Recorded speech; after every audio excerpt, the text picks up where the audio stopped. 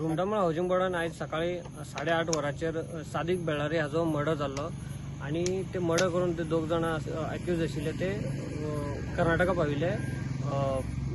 मयणा Curtorim PI आणि तेंचो staff आज सवनूर हावेरी हांगासर वचून ताका अरेस्ट केला।